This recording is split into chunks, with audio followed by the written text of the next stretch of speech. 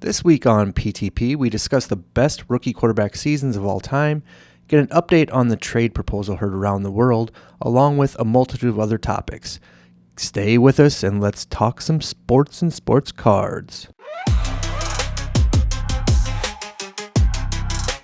Welcome to the Pickle Podcast. Pickle Podcast. So, did you end up doing any research on the Barstool story from last week? I did, and I couldn't find anything else on it. All right, I found a little bit more information. Not a ton, but a little bit. Okay, so the backstory, it was actually a story on Reddit is where it started, where somebody was trying to get fantasy football advice for trades, pickups, whatever else.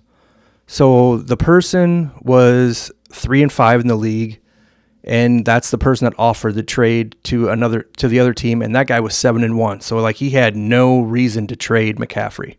So basically what it was he offered Pollard, and if he accepted the trade and the trade got through, then he would be able to be with the guy's wife for one night. So the guy that got the trade offered to him basically was kind of between a rock and a hard place, because apparently this dude's wife has big chesticles and he had fantasized about her before. Oh. Yeah. So that's kind of the whole story on that.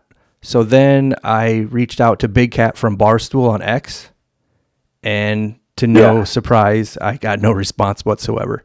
So the other step that we could do, which I haven't done it yet, but we could do, is find that Reddit question and just message the dude back. Just ask him what the hell actually happened. There might be a solution. The final outcome might actually be on that thread. It could be. I don't know. I did not find it. But I did not look super hard because I wanted to take the easy way out because I'm lazy as shit. I like it. But that's kind of the whole story. It's a little bit better detailed this time than it was last week. But yeah, there's still no closure to it or any finality or anything like that. So I will continue to research that because I really want to know what happened, to be honest with you. Oh yeah, no, we're invested in this now. All right, yeah, 2 weeks in a row. So I mean, I figure if we get it within a month, that's reasonable. I mean, I guess even if it goes 6 months, that's still reasonable if we get a conclusion to it. Oh, here it is right here. 1 year ago. Oh, you got it already? Yeah, it's in the fantasy football advice thread, and the whole title is "Guy in my league is offering Pollard for CMC, and I get to bang his wife one time." Is there any conclusion in there? I'm gonna look. The top voted comment is "bang first and then back out of the deal." I'm not. No, the trade had to get through first. That was the only way he got the wife. And this guy said, "Oh, there are these guys that bang the wife and then get the league to veto the trade." Oh no! Jeez, that's cold-blooded. That is cold-blooded. I know. I'm gonna keep going through this while we go. I'm gonna keep looking. All right. After that, so we'll come back to that. So after that, the other thing I wanted to go over was I was putting that post on X about why people will only exclusively use PSA for grading and or buying cards that are graded by PSA. Some of the responses were idiotic, in my opinion. Some made sense, which I mean, I get it. But the smaller slabs was one of them. PSA slabs look the best, which I 100% disagree with that. I couldn't more strongly disagree with that too. Yeah, that makes no sense. Somebody said they have OCD and their first slab they ever bought was PSA, so all of them have to be PSA. I understand that. Totally get that. A lot of people said they have the highest selection of cards, like volume-wise, to purchase. Brand reputation, which I don't know about that one because there's been some sketchy shit that should ruin that a little bit. Some people said because they have a registry, which other grading companies have that too, so that doesn't make sense to me. Staying power, which I get it. They've been around for 30 years, give or take? Yeah. And then 30 years. Some people said it's for the clout. Nobody gives a shit about anything that's not PSA. I don't know about that one either. It just kind of varies on your opinion. The one that really struck a nerve, I mean, not even struck a nerve, but just made me wonder what the fuck was happening with this dude, was he only uses PSA or buys PSA because if he gets in an emergency, he can then sell them within 5 minutes to GameStop without any negotiations whatsoever. Oh, isn't that the thread where he said, like, I don't have to deal with some fat guy on the internet or something? Correct. He fat shamed somebody that's on the other side of a computer screen. Yeah, that was wild. Like, I don't know if he's ever tried to sell anything at GameStop, and I've heard there's been glitches in GameStop where people have been overpaid for slabs, but as a whole, I feel like people have been underpaid for them from what I've seen. Well, if you just look at GameStop, I don't even need to look at what they give people for cards. Just look at their video games. You take a video game in there that's a month old that you paid $70 for, you sell it to them for cash, and you're getting about $20. I guarantee you it's the same thing for cards. I don't know that for a fact because I've never done it, but I would almost bet money on it that that's how it is. And to me, I have to drive to GameStop with the cards. They're going to give me 20% of what they're worth, and I drive back. So you count your gas, you're only getting 20%, so you're getting totally screwed out of your money for one. On top of that, you can sell cards online and have your money within 4 hours a lot of times if you use PayPal. So that's not even saying that that's the reason is crazy. Like 100% out of your fucking mind crazy. That's neither here nor there.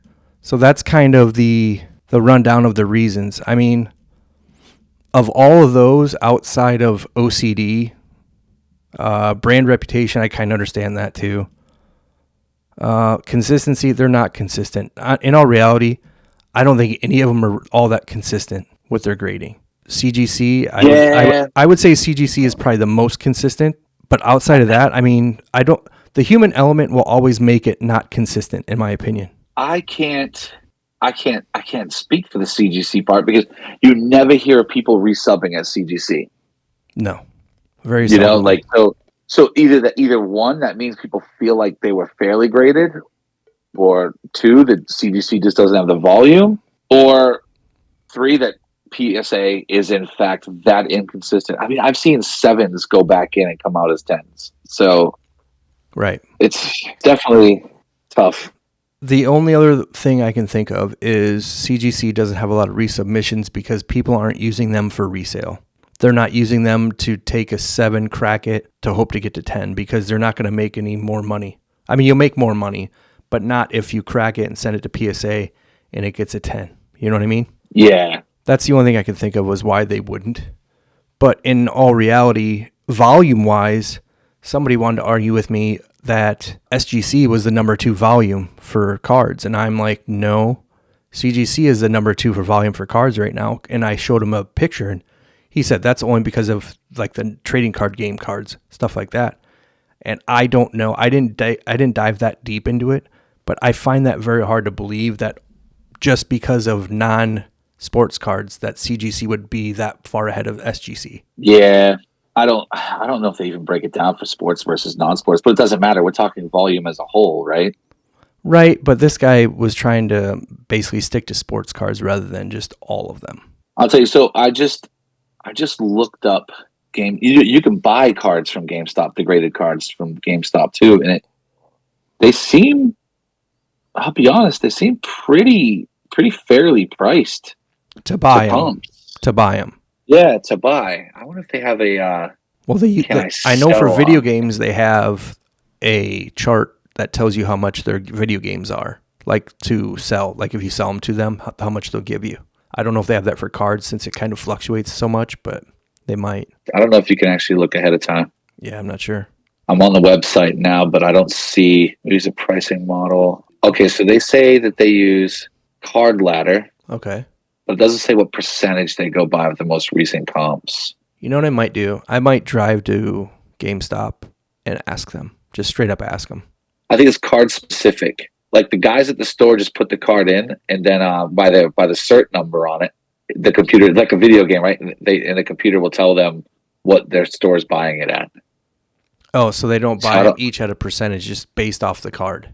Yeah. Yeah. I think it's based off that cert number on the PSA slabs, and that's why they buy the PSAs. Interesting. I have a collection of cards here. So I will do that this week. I will bring a PSA 10 in and see what they'll sell for me, and then I'll compare it to the most recent comps, and we'll take that. So put that on the follow-up sheet, because I'm going to try that this week. Okay. I might do that myself. I'll go through and see what I have. I don't have a ton, but I might have some that I can get rid of. Nothing great, but it would still. What do they take? Eights, nines, or tens? That's what they take. Why the hell? Why even take an 8? There are some cards that don't grade well, and then eights. A lot of the thick boys, a lot of the RPAs and stuff come out in 8 just because they're thick and they're very difficult to grade. So gotcha. I can see why they would take an 8, to be honest. Okay. 7 kind of sketch, wouldn't take a 7, but the thick boys and RPAs usually grade an 8. So fair enough. All right. Well, we'll dig a little deeper into that then too, and then next week. So those two topics will come swinging back around again next week, as long as we have more information. If we don't have new information, then there's no reason to. But as long as we have new information, we will continue to work on those, because I want to know what happened with the dude and that dude's wife. And, well, that sounded perverted, didn't it?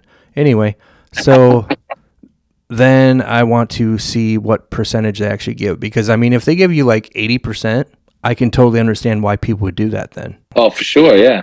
So, I mean, we'll find out. But on to the next topic at hand. And it's a big one right now because the NBA playoffs are going on. Okay, so who the hell played tonight? Oh, the Warriors and Rockets play tonight. They play right now, and then the Pacers just played. Did they win? Yeah, they actually did. They beat Cleveland. Okay, I saw they're up by 6, but I didn't know if they won or not. Okay, so the teams that are still alive are the Thunder, Cavs, Pacers, Celtics, T-Wolves, Knicks, Warriors, Nuggets, and Rockets as of the time that we are recording this. Of all those teams that are still alive, who do you think has the best shot at winning the whole thing? This isn't going to come as a surprise. If you can't, no, wait, you can't say the Celtics. I mean, like they're going to win it all. But you can't take them. If I can't be a homer, honestly, I'll take. So just to avoid that, I'll take somebody out of the West. I think it's going to come down to Thunder, Timberwolves. And God, I think the Thunder are a better team than the T-Wolves, but who knows? The T-Wolves are a little more physical. They could shock the world and make it to the championship for sure. But I like the Thunder out of the West. Just better constructed, I feel. All right, they've been playing better basketball. And out of the East, you're putting the Celtics in the championship. Yeah, but I mean, so you have the Celtics losing in the championship. Oh no, definitely not. No, you just did. You just did. They don't. Well, you said I couldn't pick the Celtics. Oh, I know I did, but then you didn't even argue with me. You just let it go. I'm sticking to the rules. Oh, I'm sticking to the rules. My second favorite pick. I think the Pacers are really good. I think they're playing well together. I think they've really developed well. I was not surprised they beat the Cavs today. Not at all. So that would be my second pick. Well, the Cavs did not have Garland, right? He was out. Was he? I think he had a toe injury. I don't think he played today. That's too bad. Yeah. Garland was out. Yeah. So I mean, it is what it is. Injuries happen. He'll be back for game 2. Maybe. Depends what it is. If it's like a turf toe thing, that dude might not be back the whole rest of the season because that shit lingers on forever. It can. He is kind of a tough game 1. Yeah. Nothing else on that though, but that's definitely a tough one. Okay. It's 20 points a game they lose. Yeah, it's a lot. And they can double team Mitchell now because he's out. But Mitchell still had a good second half as far as I remember. Yeah, he's different. He's good. He is very good. Speaking of the players that are good, so I got the top performer from each team that's still alive right now. The Thunder has SAG, 27 points, 5 boards, 6 assists, and a steal. Donovan Mitchell for the Cavs, 23, 3, 4, and 1. Halliburton is at 17, 6, and 11, which is, in my opinion, that's pretty damn impressive. Oh, he's been playing out of his mind. Yeah, he did the same thing last year too, though. It's like the playoffs come around and all of a sudden he starts playing really, really good. Celtics, Jason Tatum, 31, 11, and 5. That's your guy. Well, That's- I take that back. That's guy not there. your guy. That's your second guy. T-Wolves have Anthony Edwards, 26, 8, 6, and 1. Knicks Brunson has 31, 4, and 8. Steph Curry with the Warriors, 23, 4, and 6. This stat line is fucking crazy to me. The Denver Nuggets have Jokic, 25, 11, and 10 since April 19th. He's averaging a triple-double. Yep. That's fucking crazy. The Rockets It have is. I'm not going to pronounce this right. Alperen Sengun. Sengun, yep. Okay, 21, 11, and 5 is what he's averaging, which I'm not going to lie to you. I don't think I've ever heard of that guy, but I think I've seen the Rockets really? play 2 games in 2 years. So, but those are the top performers since April 19th for the teams that are still remaining. If you were going to pick one of them besides your homer Jason Tatum, who would you take as far as collecting, either to keep or to flip? I don't care which one. You can choose. That made it to the playoffs or is still in That's the playoffs? still alive out of those players I just talked about. I'd probably have to go. It's a tough top 2 for me. Probably Halliburton or Brunson, but I would probably say Halliburton. He's been playing out of his mind. He's carried them, so he'd be my pick. I actually have a lot of his rookie cards because everybody gave up on him. So that'd be my pick right now. His cards are still pretty good deals right now. Pretty good investment opportunities there to flip. We'll see how far he carries. I mean, if he makes it through this round, that would be insane. Yeah, ironically enough, him being from Iowa State, I watched him play plenty, and I, honest to God, didn't think he was going to be shit in the NBA. Because they had him. I thought they had him overhyped in college basketball. I couldn't believe he got drafted top 10. I almost shit my pants. Really? Yeah, I didn't think he was going to be that good at all, which shows you how much I know about the NBA. Yeah, I mean, I don't know what happened to him. He blew up towards this in the second half of the season and then in the playoffs. He just turned 25. Yeah, he's young. You know. Yeah, he played 2 years at Iowa State is all. Oh, really? Okay. And then his sophomore year, he had I don't know if it was his shooting wrist or if it was offhand wrist. Either one or the other. He had a wrist injury, so his numbers weren't great his sophomore year. But even then, I just didn't think he was very good. He was really skinny, really slight. He just looked weak. Which, I mean, granted, he was only like 19 or 20, whatever. So, I mean, he can grow, obviously. But I just didn't see his game developing the way it has. Like, he's always kind of had the me versus the world attitude, but I just didn't see it. And I was incorrect. Who are you taking? Who would I take? Let's see. I mean, to be honest with, I don't know. Edwards' cards have blown up already. Brunson's got to be pretty low. Curry's high. Jokic is probably high. I have no idea who Sengun even is, so I wouldn't pick him anyway. Tatum's fairly decent price-wise. He's a little high, but... Yeah, they're a little high. Halliburton for me would be hard because around here, if I wanted to get him at card shows, they're super high priced because it's Iowa.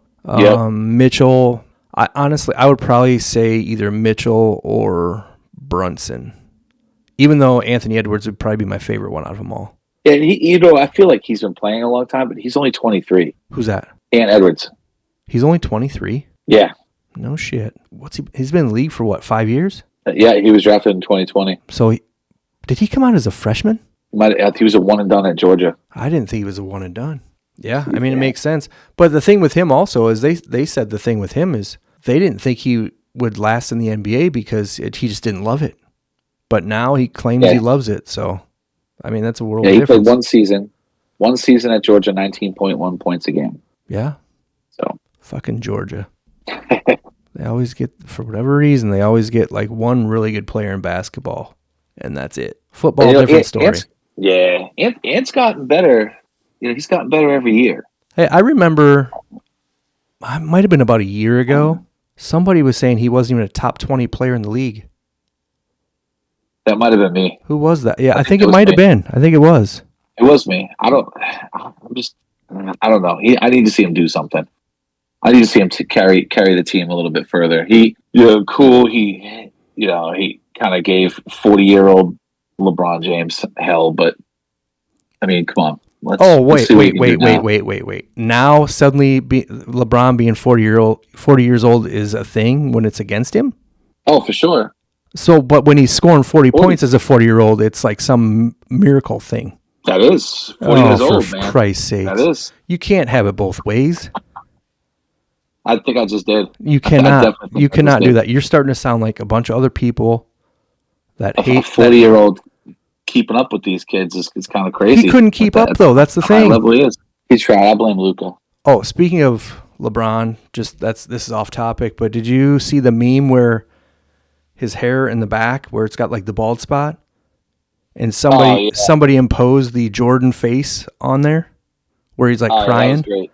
Oh, it was so good. Was it you that shared that? Oh, I shared it. Yes. All right. Yeah, I saw that. I cracked up. That was actually pretty funny. It was so good. But unless you looked close, you really couldn't see it. But I about died when it popped up. So you're taking, who'd you say, you're Halliburton or Brunson, and you're settling on Halliburton? You said, right? Yeah. Okay. If I had to pick one of them, yeah. All right. So you got Halliburton. I'll take. I don't even remember what Donovan Mitchell. I think I said it. Yeah. That's fine. I'll go with that. Donovan Mitchell, and we'll see. What we'll do is we'll remember that, and we'll see who goes further, and we'll kind of see where the prices are at then, as opposed to now. Well, we know that the Knicks have no chance of going further, so right. Okay, fucking Boston fans, man. Game 1 tomorrow. Yeah. Are you ready to turn up the heat and get the party started? Introducing Boner Jams. This summer's hottest new album is here, packed with erotic tracks that will get you moving and grooving all night long. Whether you're mounted on the floor, just hanging out with friends, or becoming a motorboating son of a bitch, Boner Jams has the perfect mix to set the mood right. Featuring chart-topping hits, Deeper and Deeper, Wet and Wild, and Make Me Scream. This album is your ticket to non-stop boners. Available now on all major streaming platforms and at your favorite music stores. Don't miss out on the album everyone's talking about. Grab your copy of Boner Jams today and get to plowing. Boner Jams, where every track makes the panties drop. All right, so rolling off of that, so we picked those players. So we are going to have to look up numbers for them, which for buying for comps and stuff like that, and then look over once they're eliminated, whatever, see what they're then worth. So that brings us to buying and selling. What is your favorite favorite way of buying and or selling cards in your own strict opinion? I like to go on eBay odd times, and if I'm targeting a player or a card, I'll search it and I'll change the filters to auction ending soonest, 8 a.m. on a Tuesday, and see if I can snipe anything. And typically you can find some pretty good deals that way. Are there any other platforms besides eBay you like to use? I use District. Okay. I do. I go on District a lot. I use the Card Culture District marketplace. It's one of the only ones I'm a member of currently on there. So I will go on there and I will buy from sales threads on X a lot. Okay. I like the X sales threads. I have I feel like you can negotiate better through DMs on there sometimes. But yeah, I agree with that. Stack sales too. Stack sales are a lot of fun. They're a lot of trouble too, because you just get caught up and just keep adding to your stack, and you don't really realize how deep you're getting there sometimes at times. 100%. All right. So we do have there's some good stack sellers though that will keep you pretty up to date on where you're at though, if you are nervous about it. So the other things that I use District and eBay as well. A little less eBay, a little more District. There are local Facebook groups that I'll use. That way I can meet up with them in person if I need to. But my favorite way to buy cards is at card shows, because I can physically have the card in my hand. I can physically look at it for any damage. Pictures can be deceiving online, and people are more than willing to try and cheat you if they can. Not all people, but there are plenty of them out there. Oh, for sure. I also am a memorabilia collector. So for that, I've seen District has different places that have memorabilia. Also, card shows, local card shows will have big ones.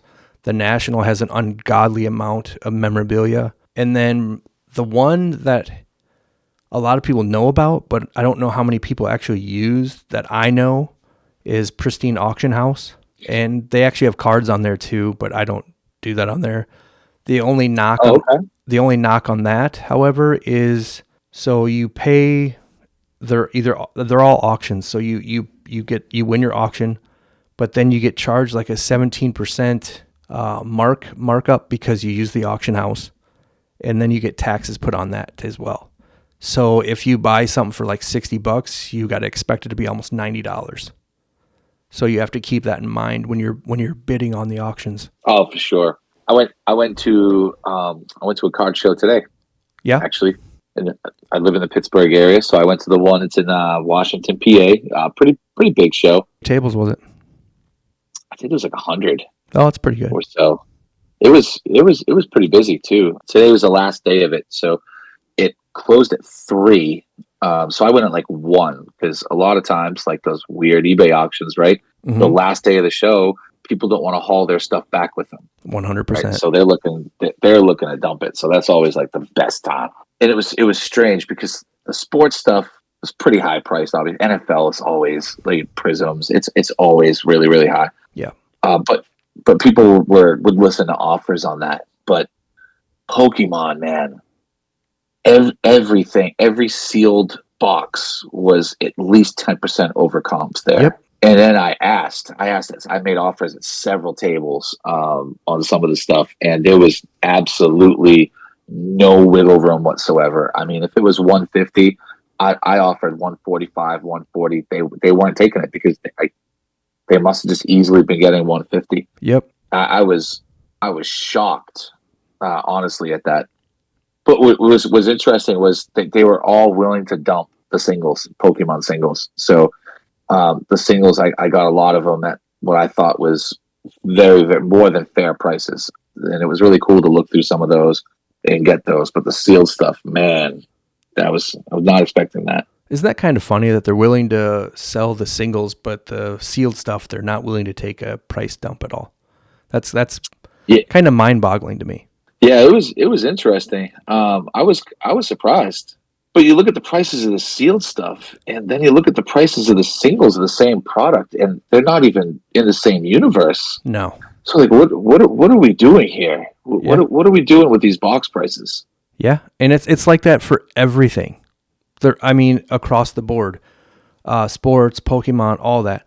I haven't seen anybody that is willing to take a markdown of any type on any sealed, whether it's retail or hobby boxes. It doesn't matter. I haven't seen anybody take a lower price because they don't have to. For whatever reason, it's like crack for people where they need to open packs to satisfy their itch. It's legitimately.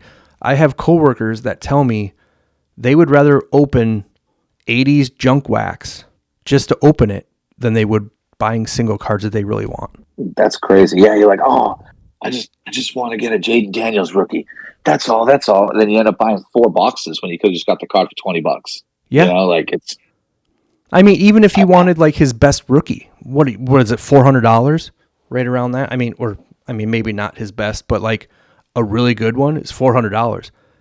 You think what are the odds you're going to get that if you buy 4 boxes of something that's like $300 a box? Oh yeah, no, you're out of luck there. Yeah, so I don't get the allure, like buying from breakers. That's a different thing because you're kind of looking for specific teams, specific players. You're not paying the full box price. If you kind of throw away $20, $30, and you don't get what you want, whatever, you usually get something that you can then turn around and sell for, hopefully get your money back or at least get some of it back. But like buying entire hobby boxes with the prices the way they are now is fucking nuts to me. I just can't do it. Oh no, I agree. It's been crazy. That's why singles is sneaky. That's a sneaky market right now. That's I've seen a lot of people stop buying wax and just focusing on singles, and they're actually enjoying the hobby a little bit more. I feel like they seem to be anyway. than us degenerates. I mean, I primarily just buy singles. I mean, I got a Tyler Glasnow autograph for $5. Why would I not buy that? Yeah, that's very cool. Jeez. I mean, it was tough. I did end up buying some. I did buy a box of Pokemon. It was on the way out. It was a box that I looked at when I came in. I talked to them. They were super nice about it. And then on the way out, it was still on the table, and they just looked and said, "Hey, if we give you this right now, will you take it?" Yep. And they gave it to me. You know, it was a $60 box. They gave it to me for $50, which I was. That's a win. That's a win. I'm happy with that. Yeah. I'm happy with that. Yeah. So, because nobody else had it lower than that, and I did make offers all the way around. I think 3 different tables on that same box, and it had prismatic packs in it. So I was very excited to get that.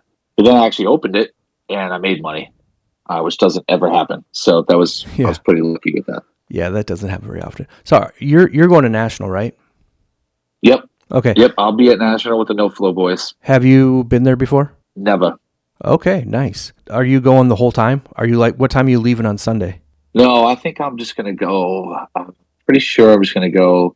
I'll get there Thursday, and I'm going to leave at some point Saturday. Oh, that's a bummer, dude. Come on. I'm literally just coming back from vacation that week, too, from South Carolina. So it's going to be tough. Yeah. Because I will back around and do that. Yeah, I'm going on Saturday and then Sunday, and then I'm coming back home. So. Oh, okay. Because Sunday is the last time I went. Sunday, I got deals. I got a Tatis 16x20 autograph picture. They wanted like $150 the whole time, and then at Sunday, I think I offered him like $90, and he took it. And I was like, "Fuck yeah!" So, oh man, yeah. So from now on, I think I'm just gonna go Saturday, Sunday, and hope I can find some stuff to buy on Sunday that's marked down quite a bit, because none of those guys want to take all their stuff. Shit, half of them have safes, like the full, 400-pound safes that they crate in. Imagine how much that costs to get there, like especially if they flew, which I'm not sure if you could with that, but it costs you like $1 bajillion dollars. But you need to now. I mean, did you see the what was it, $2 million worth of cards that were stolen in Dallas this week? No, this might have been maybe close to a year ago. Oh no, I did not. How does that much? How does that many cards get stolen? Like, and you don't realize it? I don't think it was a lot. I think they had a case on the floor, and it had some mantles in it. PSA mantles. Yes, I do remember that. Sorry. Yeah, I think that was Yeah, they have it on video and everything. Oh yeah, it's a well coordinated attack. Yeah, that's crazy though. So I don't blame anybody for bringing that stuff like that. No, I can understand it, but I would not want to. I would just try and fire sale everything by the time it was all said and done. That way I wouldn't have to take anything back. Yeah, you hope Thursday, Friday you get the bulk of everything you've got. You want to moved, I would guess. I don't know, man. Some of those people bring so much stuff that I don't think they can move all of it. I mean, by the time Sunday comes around, you have all those quarter boxes and dollar boxes and everything. They're selling $10 a box just to get rid of them because they don't want to take them home. Yeah, that's crazy. And maybe I'll stick around till Sunday. I mean, they're probably picked through. Don't get me wrong by that point, but still, I mean, you're going to find something. And if not, you can always take those boxes and then sell them and put them on your table at a card show. Just get a table and stick them out there and sell them. Sure. Oh, the one thing I do want to say, though, and this is going back to the subject of buying memorabilia. Me personally, I know a lot of people use eBay for that. I avoid it like the plague because there are so many fakes. So many. To the point, to the point where they're even faking like the certificates now. Like the JSA certificates are fake. Yeah, I've seen some of those. Yeah, and the PSA stickers are fake and whatever else. So you kind of have to have an idea of what the fakes of those look like too. And that I don't want to deal with that shit. I'd rather just do it right there, face to face, and that way I can look at it that way. But yeah, that makes sense. the National again. I'm looking forward to it a lot. And I think somebody said it was like, I think it was like 7 days ago. It was 100 days out exactly. That's what somebody told me. Seems pretty close. Yeah, I know. I don't feel like it is though, but it might. I don't know. I could be way wrong. I don't know. It sneaks up on you. I know. I just got my room and I'm right across the street. I'm pretty pumped for that too because I don't have to drive anywhere. Wow, Warriors up by 12 at the half in Game 7. They're gonna win that game, just so you know. So we talked about buying. So do you pretty much sell on the same places that you were buying? So I'm flipping back and forth. We're all out of order, but that's okay. So I don't sell a lot on eBay at all. I sell on X, and anything decent, I actually consign. I can sign it to Enzo at No Flow Cards. It's just easier. Typically, I only buy breaks from them too, so it's easy for me to just be like, "Hey, just consign it," and they assume all responsibility and liability for it. Never had a problem. He gets stuff out the next day when it sells. He sets the auctions up at the optimal times and stuff. It's just so much less things I have to worry about, and so much less work for me. And the fee's low, so I don't see why not. So that. So what about like the cards you get on your own, like that you don't get through them? Do you sell those, or what do you do? Yeah, I typically will sell those on X, or I'll just wait and I'll just sell it as a lot. I just dumped a lot of lots like a month ago, maybe 2 months ago. I don't really love to sell. I don't either. I'd rather just move as a lot. It's easier, and I'm not in the hobby to make money. Obviously, if you know me, I just lose money. As I just give a ridiculous amount of things away. Just hemorrhaging. So it's what? Just hemorrhaging money. Yeah, I do. So it is what it is. So I'm not looking to make. I don't hold out and try and get every dollar for every card that I can. And I'm more than fair.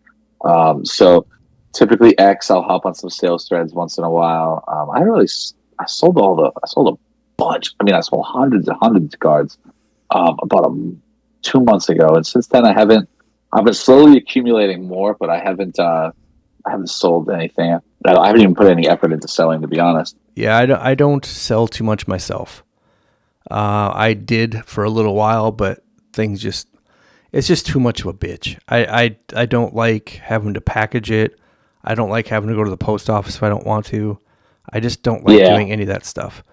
And on top of that, it's not like I have a ton of cards that are worth a lot of money that I'm trying to sell anyway. Like 95% of the cards that I have are probably worth like $10 or less. So, I mean, it's just not worth it. I would rather buy what I want and not worry about what I got. You know what I mean? If that makes sense. Oh, 100%. But that's pretty much where I'm at too. Yeah, I mean, and the other thing is, it's just like probably, oh shit. Out of all the boxes that I would buy, like retail mostly, and then some breaks, I pretty much have no luck whatsoever. I think the best autograph I've ever gotten out of any break or any box that I've ever gotten into is like a Kyle Schwarber high tech second year or something like that. It's like a $15 card, which for me it's okay because it's a Cub, so I was okay with it. But okay. But I mean, outside of that, I don't have a lot of stuff that's big to sell. Like everything I buy primarily singles, and what I buy is what I want to keep. That's where I'm at too. Yeah, we collect the same kind of. Yeah. Yeah. If I buy something a single, it's for me. Typically, if it's during a auction on District, like a live auction on District, I'm buying for everybody else. Like you'll see me in the chat, just buy this, send it to this person. Because I know who PC's what by now. So yeah, I went a little crazy last night, but I did see that. Yeah, I do keep the Red Sox though. Like don't mess with my Red Sox. So that's how that goes for me too. If I buy a single, if I'm on eBay and I'm buying something, it is 99% for me. Yeah. If I'm at a card show buying something, it is 99% for me. And if I buy something for me, it is pretty much going to be in my PC for eternity. Yeah. Get ready to experience meatball magic like never before. Introducing Pastor Dave's Big Meaty Clackers, the balls of meat that come in a one-of-a-kind hairy coin purse. Yes, you heard that right. A meaty delight packed in a quirky, hairy coin purse. Just imagine you open the package and there you are, nestled in a unique, hairy coin purse. Each ball of meat is a savory surprise waiting to delight your taste buds. Pastor Dave's Big Meaty Clackers are not just about flavor, they're a feast for your senses, almost making you feel like a kid again. Our hairy coin purse isn't just a gimmick, it's a statement. It's bold, it's authentic, and it's the perfect conversation starter for your next party. Just think of the looks on your guests' faces when you proudly present your Pastor Dave's Big Meaty Clackers and their exclusive hairy packaging. And don't worry, the hairy coin purse is not just for show. It's designed to lock in the freshness, ensuring that every bite of Pastor Dave's Big Meaty Clackers is as succulent and flavorful as the last. Choose from a variety of tantalizing flavors, classic Italian, Asian zest, and more. Visit SundaySchoolSpecial.com or stop by any local church today and grab a bag of Pastor Dave's Big Meaty Clackers in their one-of-a-kind, hairy coin purse. Because why settle for ordinary when you can have extraordinary? Spice up your meals, spice up your life with Pastor Dave's Big Meaty Clackers, the meatballs that bring flavor and a touch of the unexpected to your table. Speaking of PCs, who is your biggest PC as far as quarterbacks go in the NFL? The largest collection of one single player I have NFL-wise is, I'll be honest, is probably a dead tie between Drew Bledsoe and Tom Brady. Not gonna lie, if there was a quarterback, that's my two. And I've recently been buying some Drake May. I've gotten some really good deals on his right now. I don't know why, but I'm not complaining. His cards are still relatively low, which I don't get. He looked really good last year. Yeah, he really did. But I appreciate the undervalue. Oh, it's very helpful. But the only reason I asked is because I came across a FanDuel top 10 for best rookie QB seasons ever. And ironically, none of the people you said are on there. No. And the order that they're on here, I don't necessarily agree with. I think it's very, very, very, very, very wrong, but it is what it is. So at number one would be this year, Jaden Daniels, which is the best rookie season ever, apparently. Disagree. Even based on the numbers, I disagree with that. Number two, Russell Wilson. 3, Justin Herbert. 4, Robert Griffin III. 5, CJ Stroud. 6, Ben Roethlisberger. 7, Cam Newton. 8, Dak Prescott. 9, Dan Marino. And 10, Caleb Williams. Oh, gross. Who put Caleb Williams on there? Ironically, his numbers are as good, if not better, than most people on this for a rookie season. Woof. Yeah. So I went through and the only two stats I did not look at were wins and losses and rushing yards. I did not look at those. Okay. This is strictly production. So Caleb Williams at 10 had a 62.5 percentage for completions, 3,500 yards, 20 touchdowns, 6 interceptions, and 87.8 QBR. That's number 10. Okay. Now I'm going to tell you another one, and you tell me which position you think this one is. 69% completion percentage, 3,500 yards, 25 touchdowns, 9 interceptions, and a 100.1 QBR. What spot do you think that's in? 7. That is incorrect, sir. That is the number one, Jaden Daniels. Was he 100? Okay. Now, you tell me this. You compare those two numbers, and that's number 10 to number 1. How is that possible? I get it. The completion percentage is 7% difference. But yardage is only different by 27 yards. 5 touchdowns more for Daniels. 3 interceptions less for Caleb Williams. The QBRs are that's 13 points. That's fairly significant. That's pretty significant when it comes to QBR. It is. I agree. Yeah, but how is that 1 and number 10? And I think that's because Jaden Daniels also he passes the eye test. but I think his QBR is high because as games went on, he got better. How many game-winning drives did he have? I mean, it was insane. Yeah, that I don't know. How many games he won is actually kind of crazy when you actually look at it. To be honest with you, I wonder if there was a way to look that up. I think, but he definitely was. All right, I'll throw one more out there. 66% completion percentage, 36 yards, 31 touchdowns, 10 picks, 98.3 QBR. Would you take that over Jaden Daniels? 10 picks.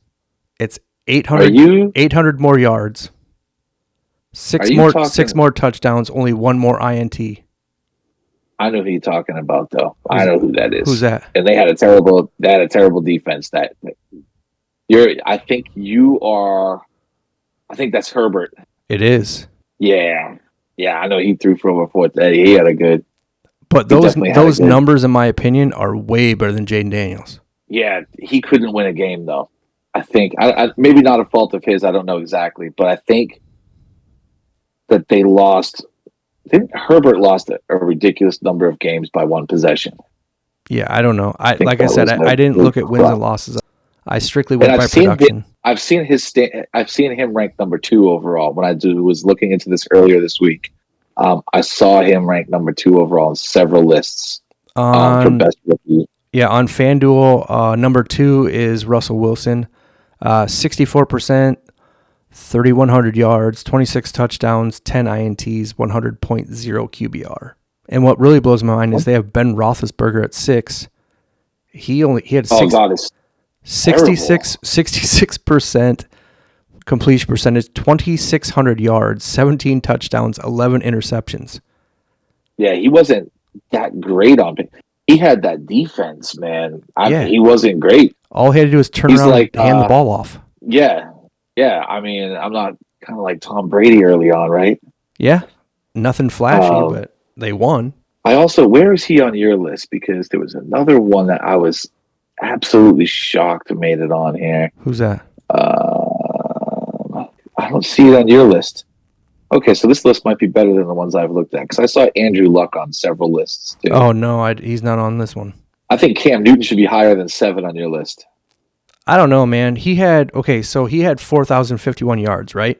But I think just under 1,000 of them came in 2 games. His first 2. Yeah, but he had 17 interceptions too. That's a lot. I mean, if we really want to go crazy, I mean, Dak Prescott, holy shit.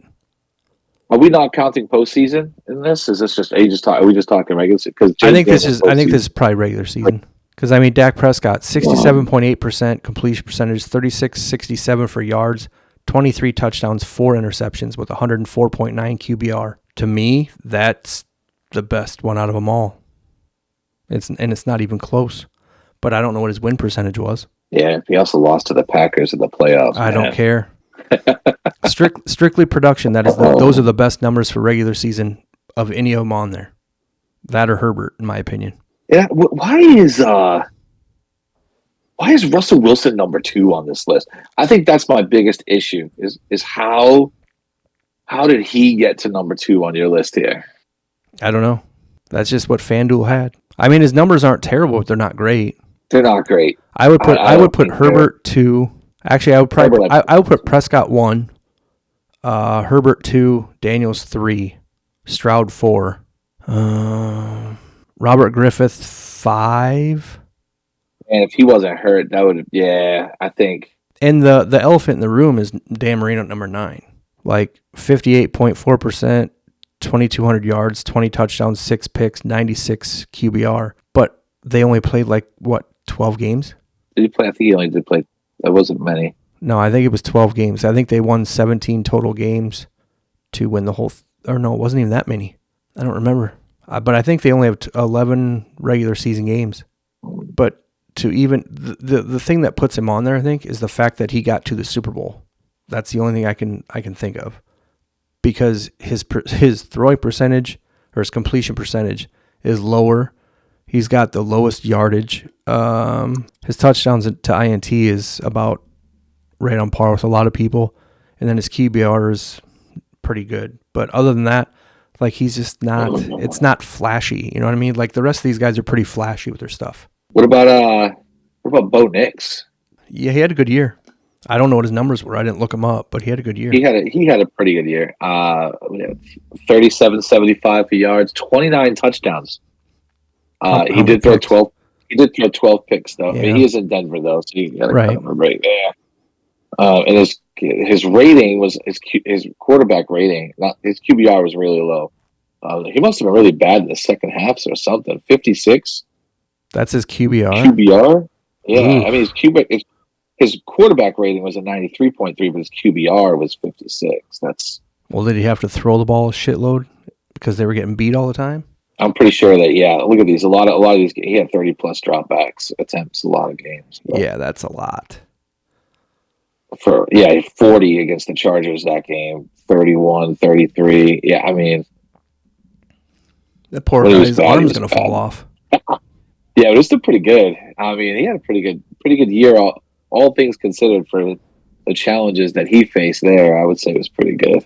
But yeah, I'm okay with Daniels as number one overall, just because of not only what he did for the franchise, how many game-winning drives he had, the playoff success that he had as well, re-energizing the whole team. I mean, I haven't seen a rookie come in and do that in a very, very long time, if at all. Since last Right? year. What was the last? Who would you say that? CJ Stroud. Stroud had a good year. I mean, he had a good year. He had a really good year last year. That's what I'm saying. Um, He did all the things that you said. The only thing that's he had 2 less touchdowns, but he had 4 less interceptions, and he had 600 more yards, and he had he had a just under 64% completion percentage compared to 69%. I guess basically what I'm trying to say is I just don't think Jaden Daniels is what everybody else thinks he is. Not yet. Anyway, if he comes out again next year and does the same stuff, then I will happily say he is. But I need to see it 2 years in a row. That's the tough part, because look at Stroud's second year, right? Yeah, it was Came out down. that It was first down year. compared. Yeah, And then the team was awful. I feel like the Commanders they're kind of going all in on him though. So we'll see what happens. But yeah, that second year is we'll see if his first season's validated, right? yep. And what I thought was kind of crazy, and I don't know the numbers because I didn't look it up, but I was actually kind of surprised that. Well, no, I guess he didn't start his rookie year, did he? Who's that? Mahomes. No, he sat behind what's his face the whole time. Yeah, The whole first year. Alex Smith, right? Yeah. Until he broke his Yeah, leg. he sat there the whole time. Yep. Or no, they got rid of him before that, didn't they? Did he break his leg when he was in Kansas City? Or was that in Washington? I want to say that was in Washington. Okay. So he was already gone before he did that. And that was gross, by the way. That was gross. It was nasty. Joe Theismann all over again. Disgusting. But Yep, so agreed. okay. So we'll agree that half the list is good and in no particular order. How about that? I'll take that. All right. I'll take that. All right. And we can even throw Brady in there even though he didn't do shit his rookie year. Oh God, I wouldn't put his first 3 years against him. No, I would not. I'm a homer, but no. All right. So Can't do it. we are to the end of our episode 2. Now, I did have a question to end the show, but we had a loyal listener of our one episode that offered up his own question. How about, did. Yeah, you go ahead and you ask it because I don't remember what it was now. Okay, so what was your best/favorite sports moment before age 20? And then what was your best favorite after age 20? Okay. After age 20 is simple and easy, and that was the 16 already? Jesus, it's been that long already. No. Yes, it has. Oh my God, it has been. 2016 It has. Chicago Cubs World Series. I mean, I don't really need to explain a whole lot about that. I made let's see, he's 12 now, so he'd been like, 9, so he'd been 3. I made my 3-year-old stay up until the end of Game 7 just so that way he could see it. because I didn't think it would ever happen again. He doesn't remember it, but I can tell him that you saw it. That's it. And then before I was 20, oh my God. I wouldn't say it's a great memory as far as like what happened with the sports, but in 1985, I remember Christmas Eve watching the Bears play. I believe it was the Dolphins, if I remember correctly. And that was the Dolphins beating the Bears. But I remember it distinctly because I was sitting by the Christmas tree watching it on TV. Nice. I don't want to talk about what happened later in that season, that postseason, but yeah, that's a good one. Who won the Super Bowl that year? Yeah, I don't remember. Who was in it? Do you remember who was in it? Oh, gee, no, I forget. That's crazy. Yeah, it was like that bent over Patriot team, I think it was. Might have been. Yeah. They just weren't as. Maybe they needed their own Super Bowl song too. That would have helped them, maybe. Well, it may be, or they could have had a quarterback that was worth a shit instead of Steve Grogan. Oh, leave Grogan alone. Come on. He's in the new. He's in that the unlicensed Topps Chrome set that just came. NFL set that just came out. Oh, PC for you, huh? No. What do you mean? He was the first quarterback I remember. But, see, there you go. You have ties. From those teams, my favorite player, honestly, was probably Andre Tippett. He played for Iowa.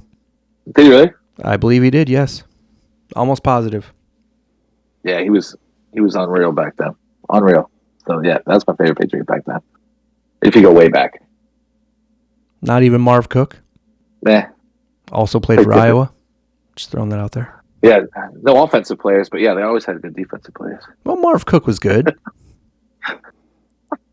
God damn, man. All right, what are your memories or events, whatever you want to call them? You know, I don't as a New England fan before age 20, because I'm old.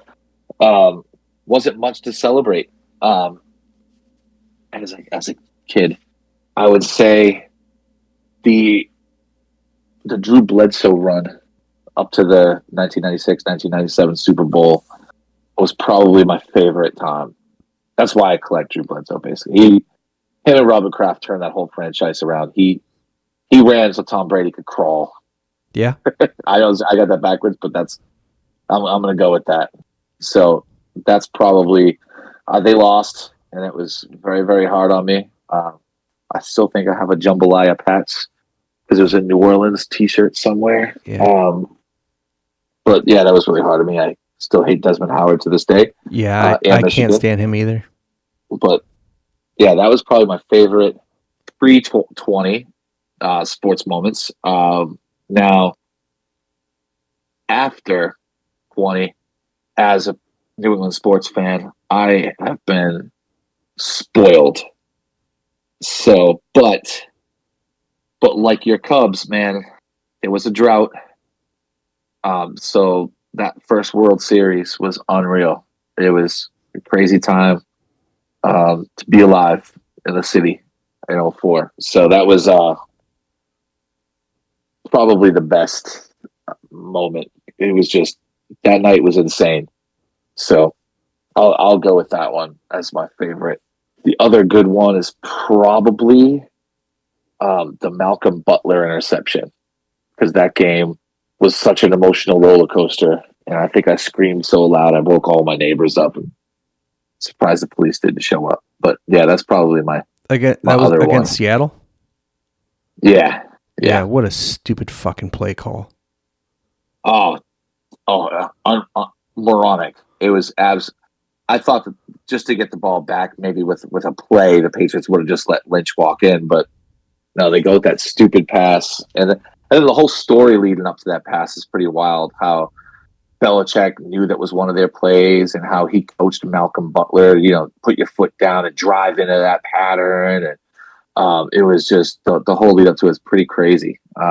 So yeah, that was pretty wild, especially after watching the other Super Bowls. Tom Brady never walked off the field of Super Bowl losing, so it was nice to see them actually win one for him and not blow one. Yeah. I'm actually kind of surprised you didn't just simplify your Red Sox love and coming back from 3-0 to the Yankees. I mean, it was the same year. I know, but I figured you would have picked that, beating the Yankees that way over the end result. Yeah, I mean that was great. That was unbelievable. But like a week later, it was Trump. You know what I mean? A week later, it was the first one in 96 or 98 years, whatever it was at that time. Nothing like the Cubs drought, but it was. Does that trumpet though?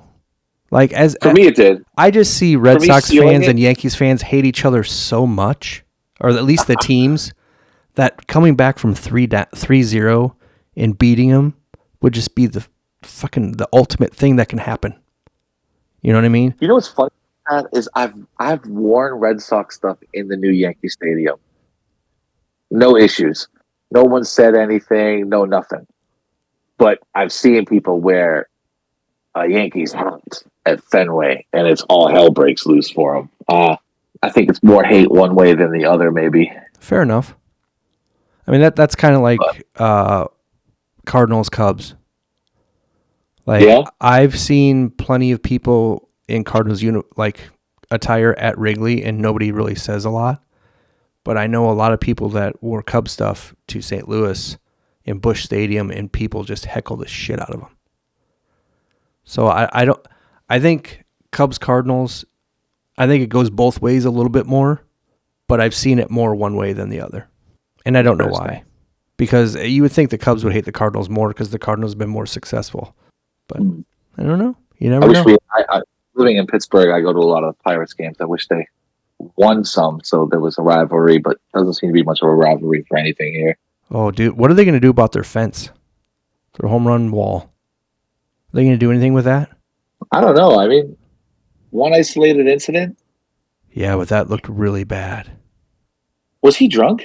Oh, he was highly intoxicated. At least according to people that were in the area. But he was 20. I think that's a bigger concern. Oh, that would be also. Right? Am I wrong? I don't. He was a former football player in college. I know that. So I don't know how old he actually was. But they said he was so drunk that he could hardly even stand up. And then when they hit that, I think it was a double, he jumped up, and it literally looked like he launched himself over the fence on purpose. It did. Yeah, he's 20 years old. Well, then that's not a good look for Pittsburgh there then either. That is not. I think some fans said he was drunk, but I don't think we've actually heard that. Yeah, he's a former college football player, Division II Walsh and Wheeling. Yeah, only 20 though. That's crazy. Have you heard an update on him at all? I heard he woke up, but I haven't heard anything. He's awake and trying to get stronger. I mean, they released a statement. That was pretty much it. But that's better than the alternative, I guess. Yeah. Because the way he landed on his freaking head. I thought he was dead immediately. But that's crazy. Yeah, it was. Do you want to do the question I had, or are you good with just the one? Yeah, no. Let's do one more. All right. All right. So you asked me. All right. If you had a time machine, but you could only use it one time to go back and watch one individual athlete play in person, who would it be? That's a tough question. Thank you. That's a tough question. Thank you again. All right, I'm gonna go out with this one. I would want to see Nolan Ryan pitch. Would you pick? Is there a certain specific game that you just off the top of your head? Not off the top of my head. Just would like to see him pitch. Okay. I never got to see him in person, and even as a kid, it was like the tail end of his career. Yeah. I think peak Nolan Ryan would be really, really something to see him throw the ball with that intensity, man. That'd be really, really cool. You know what game I would go back to if I was going to see him? What's that? The game where he beat the shit out of Robin Ventura. Robin Ventura, give him a noogie. Oh, yeah. That Robin Ventura said it felt like a noogie, but it was. He was just getting blasted in the face, just blasted. Oh yeah, for sure. I mean, there's a couple of people you want to see in their peak, right? Like I wouldn't mind going back to see Mike Tyson at his peak. Yeah, but he was going against nobody really good. He was just mashing like potatoes. He was just unreal. He was. I mean, he was smoking people, but who was in front of him, or But yeah, I think that would probably be. I'd like to see Jim Brown too. Yeah, that's a good one too. But yeah, a lot of tough ones. What do you got? I would go back and watch Josh Gibson play. Oh, that's a good one too. I would probably. I don't know which game I would go to, but he had the one game where he hit a home run out of Yankee Stadium, which was estimated at 580 feet. So not as far as Mantle's one, right? I don't know. I don't know for sure. Did they say his was like 600 estimated? Or that I'm not sure, but Josh Gibson also had a 600-foot home run in the Puerto Rican League, and he also had. There's a story that he hit a home run so high that it disappeared, and they found it miles away after the fact, which not really sure how that's possible, but I mean, according to AI, the longest confirmed professional home run was in 1987, and it went 582 feet. Glen Allen Hill. But no, Joey Meyer. But full disclosure, it was in Denver. Who the fuck is Joey Meyer? I don't know, man. Of the Denver Zephyrs. So it was like a single A team or something. That doesn't but it was even count. High. That doesn't count. It's not even major league. Okay, so Mantle's, it says, was 565. Babe Ruth, it says, was 575. Barry Bonds' World Series home run was 486. Are they not showing Josh Gibson because he didn't play in Major League Baseball? Yeah, I don't see that in there. Okay. Because I don't believe he played at all in Major League Baseball, did he? It was either the Negro Leagues or Puerto Rican League. I don't think. This Meyer, he hit 135 homers in 580 games, though. That's pretty impressive. So it was a home run or nothing. Pretty much, yeah. So he was Adam Dunn. That's fair. Reggie Jackson's number 3. It doesn't. Yeah, his wasn't confirmed. So. Well, I'm taking Josh Gibson. I'm taking the 580 for him. In the single A home run doesn't count. Adam Dunn, 535 feet. He hit one once. That dude, he could hit when he hit the ball. He hit it hard. He just like either Carlos Stanton. It's either a home run, a strikeout, or a walk. There's nothing else. And the Makes sense, right? Yeah, I mean, it fits today's game. That's all they care about. But if I was not going to do Josh Gibson, I would probably go to the Thrilla in Manila. Yeah. And watch that fight. Yeah, because that fight would have been cool as shit. I don't blame you the fight itself. All. What's that? I don't blame you there at all. That's a really good one. Yeah, I'm not a huge boxing fan, but just the hype around it and how good the fight actually was, I would love to be there live and just see it. Although it probably wouldn't have been as chaotic. Actually, it might have been more chaotic than it would have been now if they did it now. Because now, I mean, I don't know. That'd be a decent one, I guess.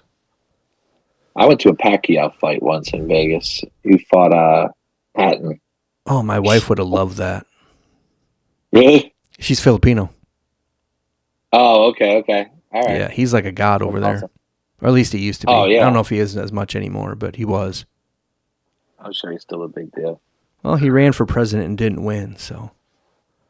Ouch. Yeah. Jeez. Was he like senator or something? Yeah, he was something like that. I don't know what he was for sure, but he was in government at one point. But all right, awesome. Well, that is the end of the Pickle Podcast.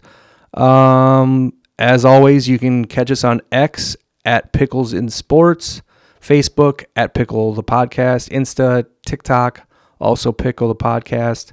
You can catch all of our episodes on Spotify, Amazon Music, Apple Pods, and iHeartRadio. And Lambo, you got anything else? I'm good. You put it all out there. All right, nothing else. Nope, I'm closed. Okay. Well, for Bob and Lambo, who could star in the movie The Town, that's Pickle the Podcast, and we'll see you next time. Time to dive in. Sports cars fly, where do we begin? From baseball to hoops, we got it all. The Pickle Podcast, we're having a ball. Flipping those backs, Limbo Mike at his side, tossing out facts with southern pride. Football legends, rookies on the rise, every episode's a new surprise. It's the Pickle Baby where the legends grow, cards and stories from long ago. Lonely leads with fire in his soul, and Limbo Mike's got the whole show under control. Under control. Through history, cards in their hand, from vintage to modern, they take a stand. Each hit they pull, it's a wild ride. Collectors worldwide, they feel that pride. They talk in numbers, stats that don't lie. Rookies you'll chase and legends you'll buy with every pack. Open dreams come alive. All the Pickle Podcast, the thrill will survive. It's the Pickle Baby where the legends grow, cards and stories from long ago. Lonely leads with fire in his soul, and Limbo Mike's got the whole show under control. Under control.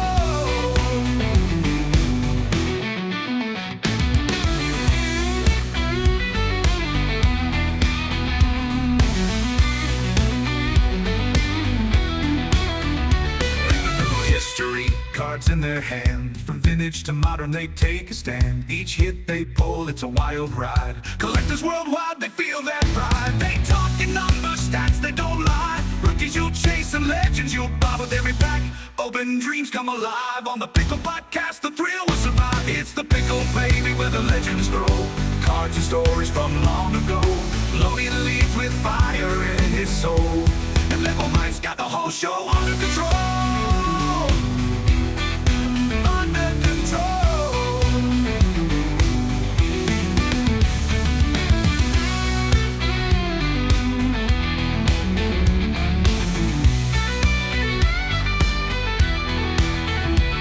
In the world of wax and chrome, every card's got a story of home. From packs to slab, they rise and fall, but on the Pickle, we celebrate them all. So tune in tight, don't miss the show. Whether you're new or a pro, you'll grow. Loney and Mike, they're calling the shots. From base to autos, they got the lot.